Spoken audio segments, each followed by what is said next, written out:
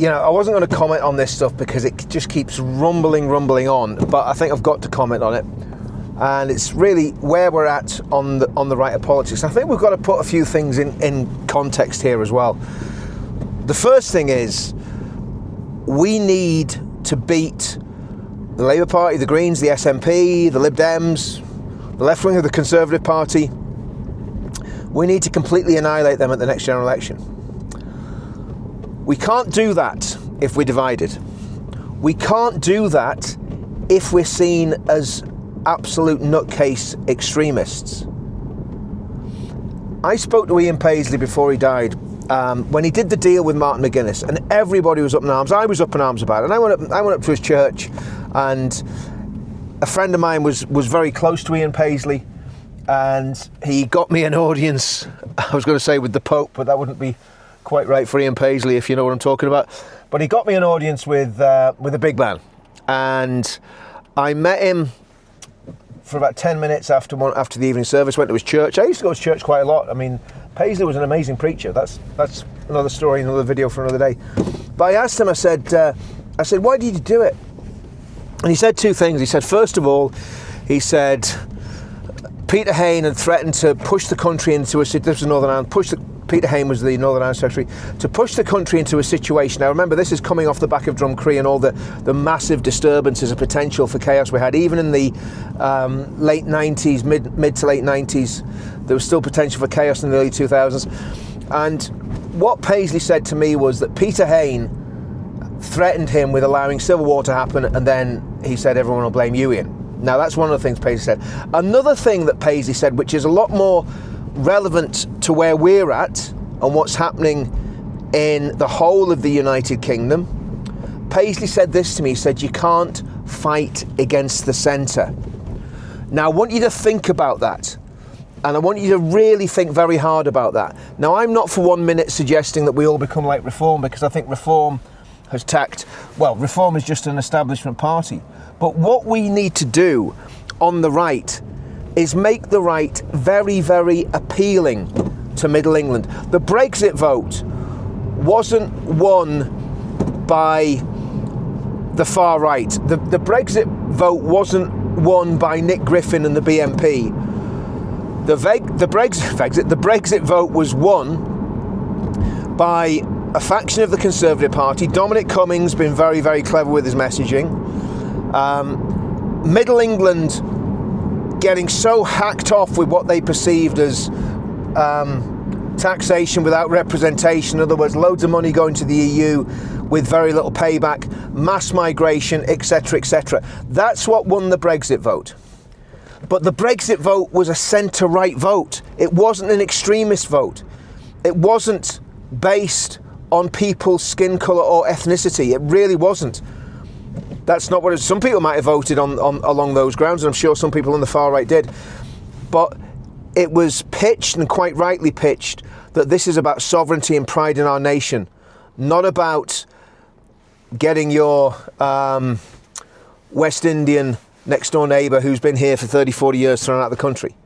And the British people are tolerant, good people.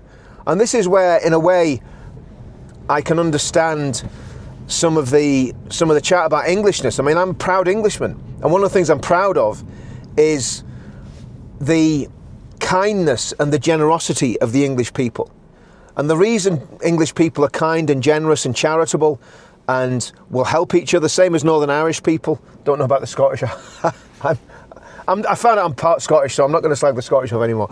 But the British people on the whole are a good, kind, generous people, and that is because of Christianity, not because of ethnicity, but we'll leave that to one side.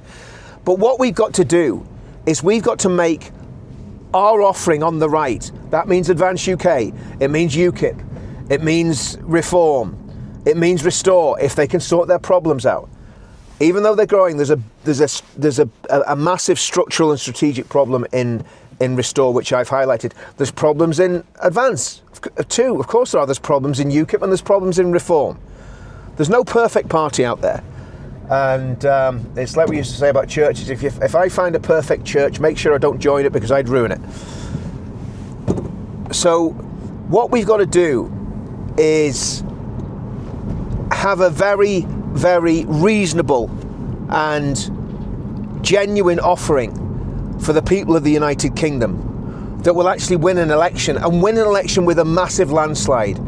Does it have to be about migration? You bet it has to be about migration, both legal and illegal, because it's the asylum system, the migration system has totally taken the mick and the hand out of the British people, and that's not fair. And that's why people are so angry. Does it have to be about grooming gangs? You better believe it has to be about grooming gangs and making sure that never happens again. Does it have to be about preventing the Islamisation of the UK and these nutcases taking over the country? You better believe it has to be about that. Does it have to be about the madness of net zero and making sure we've got energy security and cheap energy so we can prosper as a nation? You bet it's got to be about that. Does it have to be about getting rid of the left out of all the institutions? Absolutely. But what it doesn't have to be about, and what is absolutely insane and will not work in Britain, is ethnicity. This is not the time to have a debate about ethnicity and demographics. And I'm going to do a video about demographics, because actually there is a solution to the demographic problem, but it's not what you think, okay? And I will do a video on that. But if you're wanting to win an election, you are not going to win an election if your policy, if you've got people putting up memes who are meant to be prominent supporters of your party, let's just say, because nobody knows exactly who's in what party and what they're doing. But if you've got supporters of your party fraternising with people on the far right, or you've got supporters of your party posting up memes, and I'm not mentioning the parties, because actually this is 2 different parties I'm talking about here, possibly 3 or 4 different parties. It's happened to all of them. But you don't want to give ammunition to the mainstream media, to the left. We've got to have an offering, right, that is reasonable and not fake. It's a reasonable offering, and it's a reasonable offering that people will buy into. And it's got to be a genuine offering. We've got to genuinely offer people a solution to the problems that they will vote for in their millions. We need at least a repeat of the Brexit vote. And we can do that if we stand on immigration. We can do it if we stand on getting rid of all the net zero and the high energy costs. We can do it if we talk about sovereignty and pride in our nation. And we can do it if we talk about unity and bringing people together from every tribe and tongue that's in this country. The Irish, the Scottish, the Welsh, the English, the British Indians, the British Nigerians, the British West Indians. And if we oppose the imposition of Sharia law on the country, and if we oppose the imposition of communism and a surrender to the Chinese Communist Party, if we stand on those principles, and we stand on principles that are reasonable and generous and kind, we'll win. If we go down the ethno-nat route, we will lose. We'll lose the election. We'll just not get elected. And if we do get elected, it'll be a recipe for chaos and disaster. So anyway, like Nick Tenconi said on Dan Wootton's show, total remigration is evil and psychotic. He was right. Absolutely right. Absolutely right. Do I believe in remigration? Yes. Do I believe we have to get rid of all the illegal immigrants out of the country? Yes, absolutely.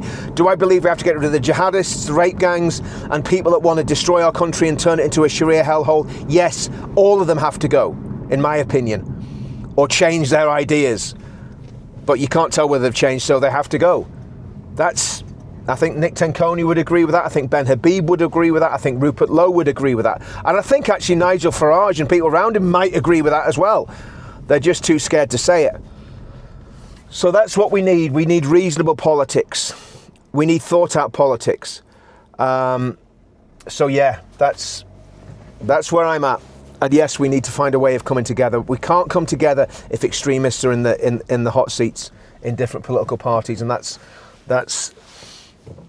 been my gripe and my beef. And all the people attacking me, all the people hating on me, well, good luck. It ain't working, is it?